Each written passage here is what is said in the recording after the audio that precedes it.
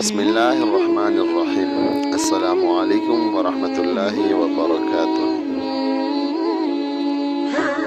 مناجات و ذکر و تلاوت کے فوائد۔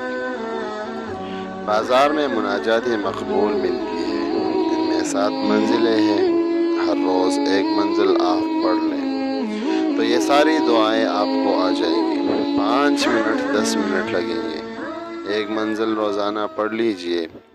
میرے شیخ شاہ عبد الغنی صاحب رحمۃ اللہ علیہ 7 منزل روزانہ پڑھتے تھے اور سب زبانی یاد تھی۔ ہم آپ ایک منزل بھی پڑھ لیں تو بڑی چیز ہے۔ آپ ایک منزل پڑھے تو انشاءاللہ سب دعائیں یاد ہو جائیں گی۔ سال 6 مہینے جب آپ پڑھیں گے تو بغیر ارادہ خود بخود یاد ہو جائے گی۔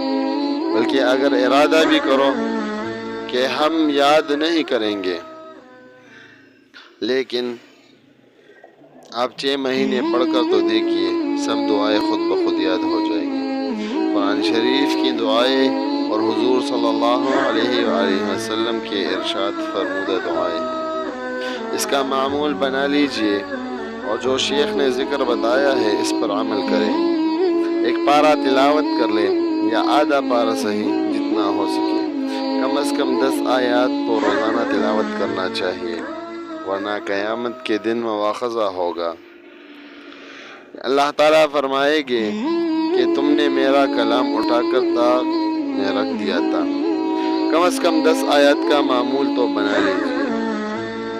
2-3 منٹ کا کام ہے، یہ تو ادنا درجہ ہے، لیکن اللہ والوں کا یہ شیوا نہیں۔